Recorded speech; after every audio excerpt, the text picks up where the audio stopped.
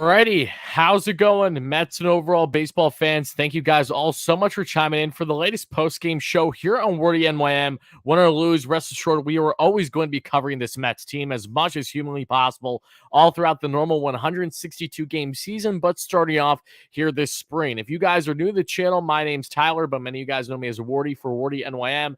New York Mets, that is, and I'll be deep diving everything that you need to know from what transpired in today's loss to the Cardinals, 12-7, going over key moments, breaking down inning by inning, all the nit and gritty about this matchup, key highlights that you see from here, even though there's not too much from today's game. And overall, this was a whirlwind of a ball game. You know, the Mets, outside of David Peterson, every other pitcher, aside from Connor Gray, even Connor Gray, were all non-roster pitchers, and they did not fare too well in this matchup. A lot of offense. The Mets, again, start off hot, then were bland with their offense for a bit with the minor leaguers that they had playing throughout this game after the starters had a couple at-bats. But then we saw there in the ninth inning, the Mets would at least tack on a couple more runs, and that is headlined by the man that hit that 450-foot nuke at 110 miles per hour yesterday. And Ronnie Mauricio does it again today at 108 point something miles per hour for 412 feet. Back-to-back days with a bomb is Ronnie Mauricio.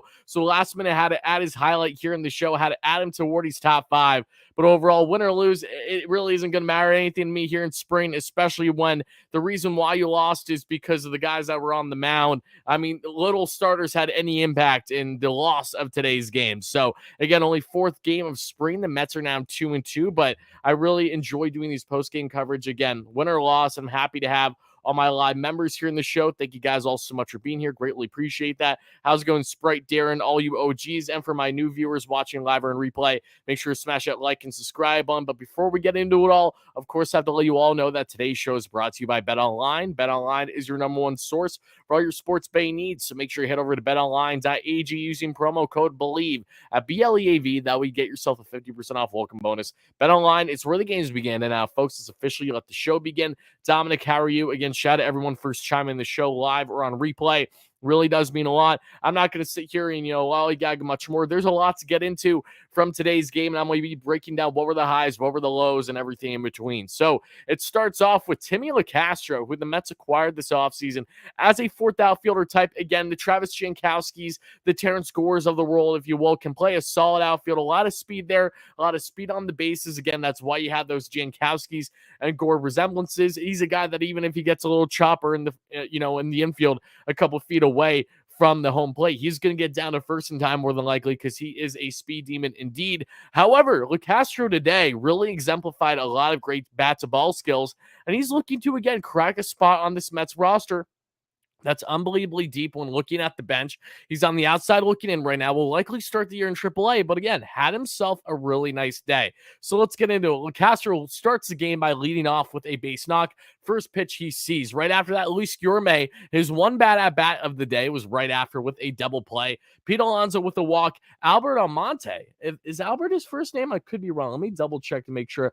Abraham Almonte, pardon me. Again, another 4th outfielder type that the Mets acquired this offseason. Now likely be starting the year in AAA. off to a red hot start this spring, has hit in every single game, has 4 hits already this spring, including today's game there in the first with a single. Vientos with a chopper RBI single. It was funny. It was a chopper. It got through somehow, and that gave the Mets the early 1-0 lead. And then Tomas Nido grounds out to end the top of the first.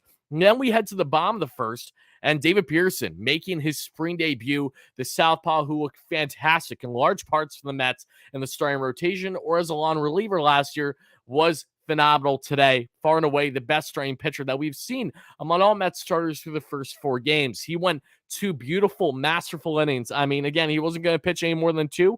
We understood that, but no less, he looked really, really good today in that first inning. Easy 1-2-3, how you doing, with a strikeout and a beautiful, great jump throw after a little dribbler. Gets him out at first. Alonso with the nice scoop, doing his best Derek Jeter impression, better than Jeter if you ask me, right? But all jokes aside, great performance there from David Pearson there in the first inning, and we would see that happen in the second. But offensively, with 2 outs, Cedrola, who was a infielder / outfielder, I Bleav, that the Mets acquired this past offseason too. Again, a AAA guy, but very solid, has put up solid numbers in the minor leagues, gets himself a base knock, his first of 2 on the day.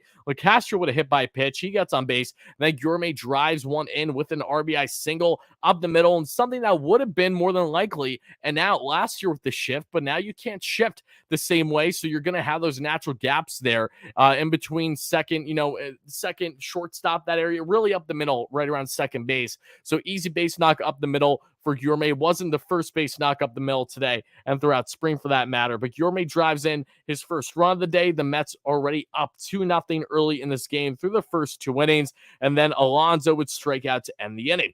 Then heading to the bottom of the second with 1 out, Paul DeJong, known as a Mets killer, trying to refine his game, working to his swing a little bit as a guy who barely was not effective for the Cardinals at all this past year. Huge swing and miss, but again, choking up on his swing more, changing that a bit. Took a walk there, and then Carlson with a strikeout and Gomez with a strikeout that ended. So David Pearson's final line again for the Metropolitans today in their loss: 2 innings, 0 hits, 0 earned runs, 1 walk, 3 strikeouts, 25 pitches.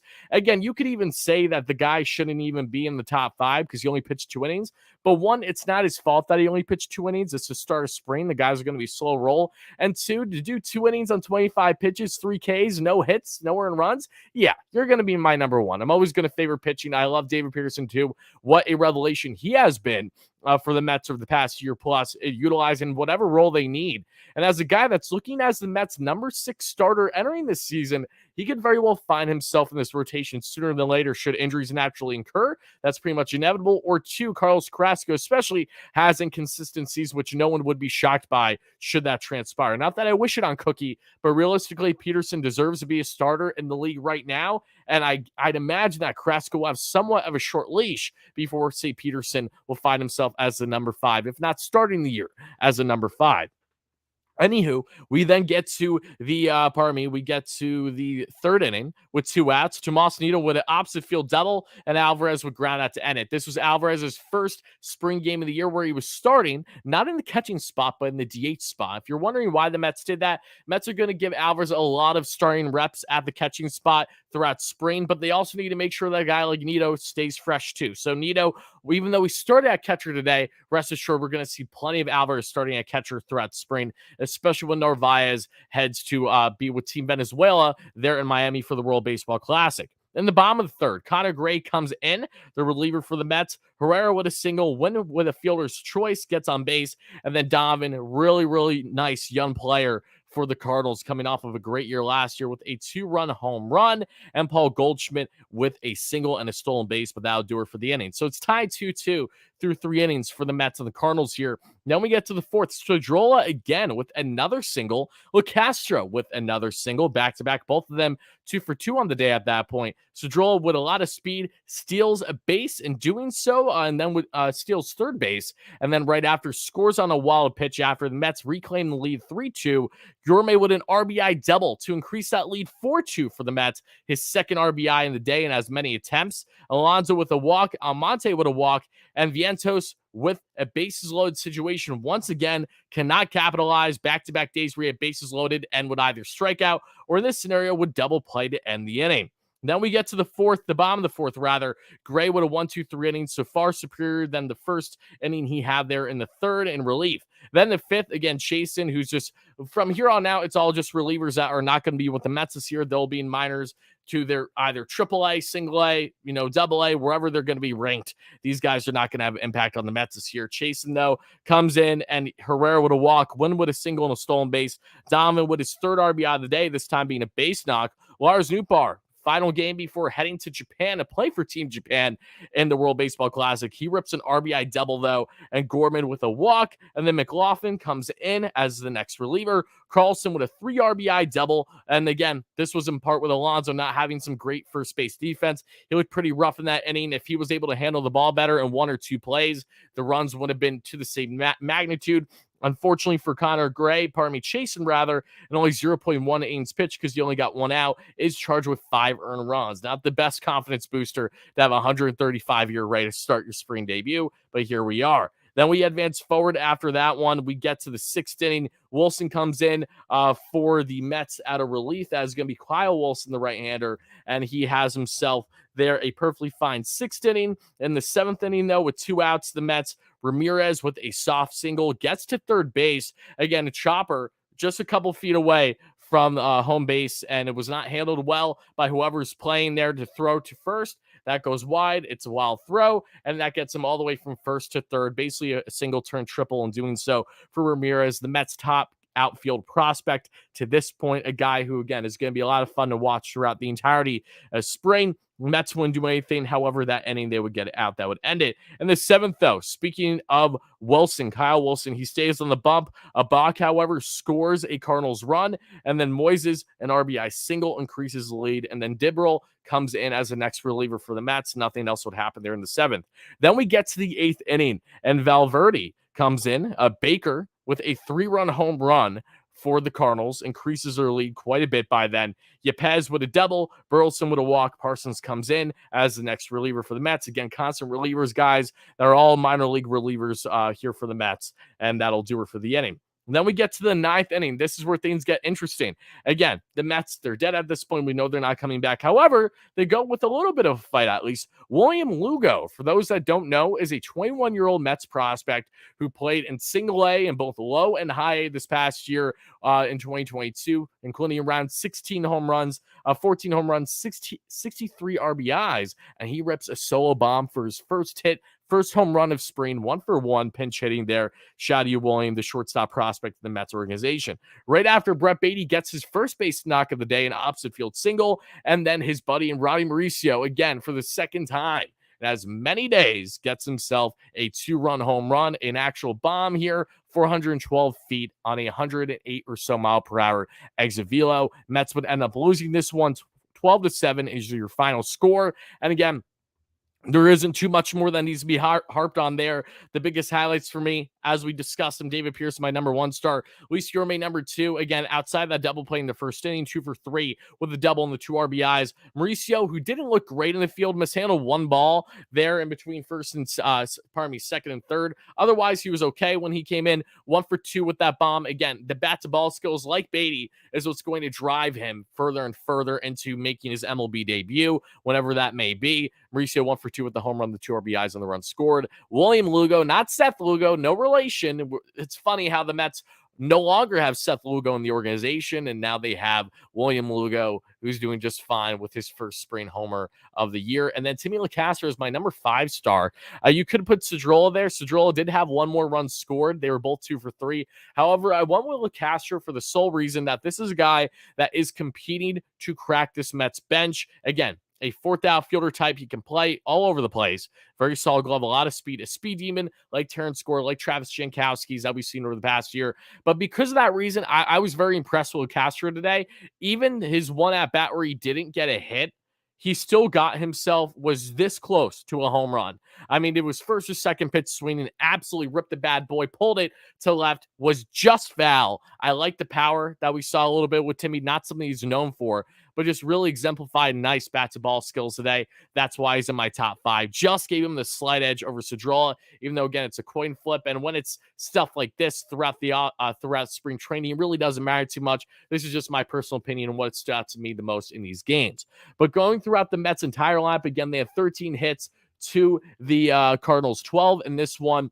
Tim LaCastro, we just discussed him, 2 for 3 with the runs scored. Then we see Gourmet, 2 for 3 with the double and the RBI and the walk. Consurga, a minor leaguer, playing in right field, 0 for 1 pinch hitting. Michael Perez coming in and catch later in the game, 0 for 1. Pete Alonso, 0 for 2 with a run scored and 2 walks. William Lugo, 1 for 1 with the home run, as we mentioned, coming in there at first base. Abraham Almonte, 1 for 2. Again, he's batting 800 so far in a handful of games to start spring. Good for him.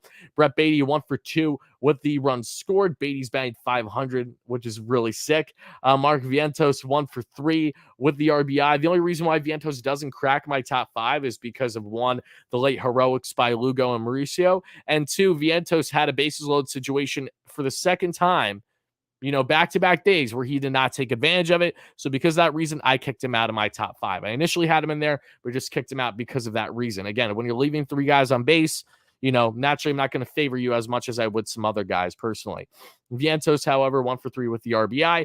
Ryan Mauricio with the home run, 1 for 2, and the runs scored. Tomas Nido, 1 for 3 with the Oppo double. Alex Ramirez, 1 for 2. Francisco Alvarez in his first start of spring at DH, 0 for 3, including a strikeout. But again, we're going to see Alvarez do a lot better in the ensuing games going forward. Hayden Senger coming in at DH. Again, another catching prospect that the Mets have had the past couple of years. Nothing crazy, 0 for 1. Jose Peraza, 0 for 3, starting at second base today. Arias, who came in as a pinch hitter for Perez, 0 for 1. Cedrola, 2 for 3 with the 2 runs scored. And Omar de Los Santos coming in as a pinch hitter in left field, 0 for 1. And then that'll do her for this matchup. So, again, not a lot that needs to be harped on. This is just one of those things where we share the highlights that you see here. And trust me, once we get some more consistent starters leading up to the World Baseball Classic, those games will be more entertaining. I will give the Mets credit, though. They at least got 7 runs when they didn't have plenty of their starters playing today. So I will always take that as the entertainment factor watching. And for those also wondering, this game was longer, but even with a total of 19 runs scored between the two teams, with a total of that, this game was still under 3 hours by exactly 1 minute. 2 hours and 59 seconds was the final. I knew that this game was going to drag on a little bit longer from how the offense was going and the amount of pitching changes. However, it still was under 3 minutes, even if it was just by a hair, even if it was just by just under a minute, it was still under 3 hours. So something to keep in mind. Again, games on average this spring have been around 2.5 hours, which is on average a half hour less than the normal games that we've seen in years prior, not only in spring, but of course in regular season. But before I get to some of your comments and questions, before we wrap things up, again, I just want to shout out everyone that's watching the live show. Again, if this is your first time watching, please don't hesitate from smashing that like and subscribe button. If you're not your first time watching, please continue smashing that like button. Help us get to a couple hundred likes at some point here in the live stream or watching replay. Again, if you like the format, if you like consistent Mets coverage, post-game coverage, we are the #1 post-game show on all of YouTube. Here, as we covered the Mets over 100 games last season, we'll be covering them over 100 more this year. If you're looking for post-game content like this, covering all the nitty-gritty, answering questions, we'll be taking live callers throughout the regular season as well. We will also be having special guests on, a lot of great people in the Mets community, which many of you know by now, but it's going to be fun to do those type of special post-game shows with guests. So the highlights might not be in the video as much, but we still will have special guests, and I am looking forward to that. But no less, thank you guys all so much for your endless support. And now let's get to a couple comments before we wrap things up, shall we?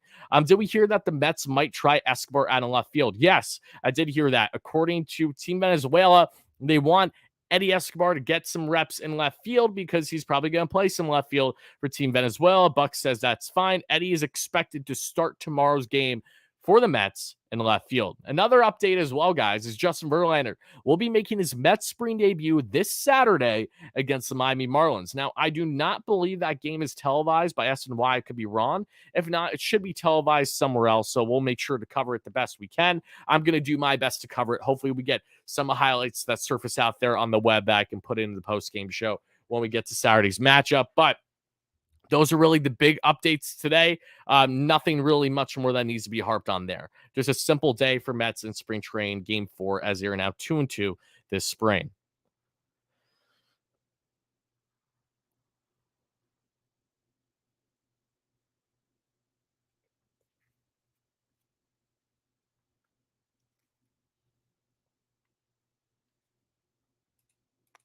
Mets couldn't make the second round of the playoffs as Showtime Dodgers fan. Yeah, that's true. Same way the Dodgers couldn't get past the Padres. So, the Padres weren't just an issue for the Mets. They were for both of us. You know, I don't know what I find it funny that people come in and talk shit earlier in spring, especially when you're not a team that even went to the dance. You lost to the same team the Mets did. So I don't know what point you're trying to prove. If anything, it makes you look worse considering that you were 107 to 110 win team last year, right? And couldn't even handle the big bad Padres that were a wild card team. The Mets were on a downward spiral in the final month of the year heading into the wild card series. So they didn't have consistency. The Dodgers did, however. So I do find that a little funny. But again, the more you know. Let's see. Mauricio's younger than Vientos and Beatty, but if he has the hot bat, any chance he makes opening day? No, not a chance. There, unless injuries happen to like half the roster, Mauricio is not cracking the Mets roster this year. That's pretty much a given, even if he dominates all spring, more than likely. And Dominic, thank you for the kind words. I appreciate that.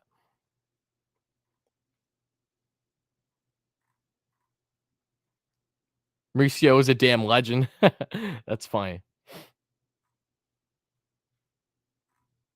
Hold on, I'm just checking for other comments here. And Lisa, thank you for the compliment. I appreciate that. Is this a fitted hat? No, it's not. It has the strap in the back. I'm gonna wear my black hat more and more because I know that's what you guys know me for. But I was wearing the Mets blue shirt today, so I wanted to kind of stay on par with the theme here. Dun, dun, dun, dun. Just seeing a couple more comments, and they'll wrap things up. Like I said, not going to be a long show today, guys, especially after a loss. I feel like Mauricio should get a chance. What's the point of spring train if you can't play yourself into a role on the team? I mean, Walter, here's the thing. You saw the amount of Mets minor leaguers that played today. It's to get looks, okay? Many guys know that they don't have a shot. And Mauricio hasn't even played AAA ball yet. And he wasn't impressive in AA last year. I mean, he still has low on base numbers. He needs to be better with his hand-eye coordination at the plate. He needs to take more pitches. It would be foolish for the Mets to rush him up. I mean, again, even if Mauricio continues to exemplify this great power threat spring, which I'm happy about, he still needs to grind his way up. He has no true position defensively for the Mets right now, and he's still behind Brett Beatty. So it's a simple, there just isn't room. So once there is room, should he not be dealt at some point, whether that's this year, next year, or the year after that, then he will get a shot. But currently, it's just not the time. It's as simple as that. And we'll see. We'll see how things change throughout the year. We'll see how he progresses. But Mauricio still has a lot of growing to do. Again, love the power, love what he's doing so far. But us fans need to make sure that we're not reading too much into that, thinking that he's going to come in and just automatically start for the Mets and, be a game changer, because that's the farthest thing from the truth to expect.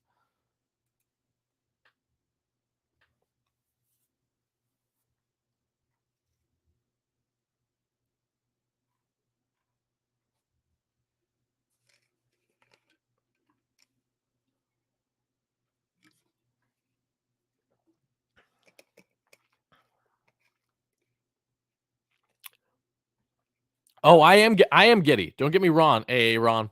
Um, Aaron, or however you want to say your name. No, I'm very happy with what Mauricio has done so far this spring. No denying that at all. Very, very excited about it. That's great.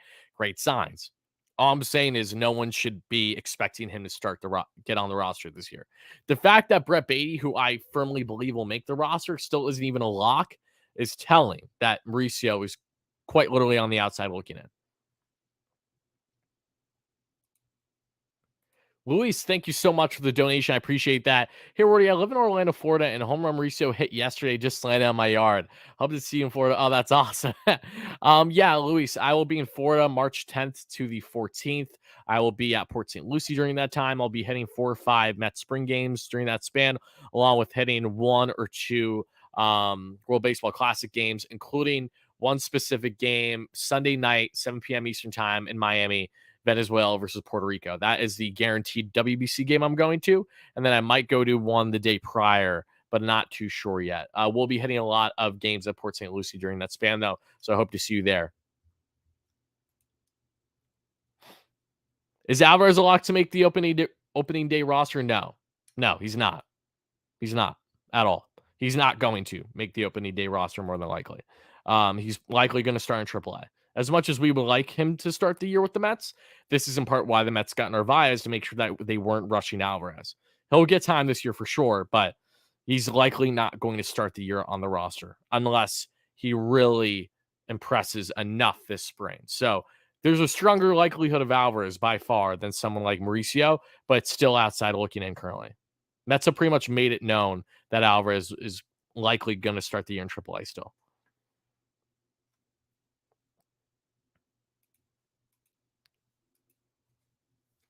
How do I feel about Escobar Beatty battle so far? It's good. It's good. Yeah, again, it's only a couple games, so I think I'll have a good gist and feel for it as we get really through the first next couple weeks of spring. Right now, it just looks good. That's all I can say. Very happy with what Beatty has done. Esco looks perfectly fine too. That's really it though. And how you doing, Jerry? Appreciate you chiming in. But with that being said, Mets fans, though, that is going to do it for the live show. Like I said, we're not going to be long here, especially not only for a spring training game, but also for spring training loss. So stay tuned. We will be back live tomorrow, 100%. Jose Quintana is expected to make his Mets debut tomorrow on the bump. So stay tuned for that post-game show. But until then, make sure to smash that like and subscribe on all those great things. Thank you so much for your endless support. I'll talk to you guys again real soon. Let's go Mets, baby. And as always, peace out.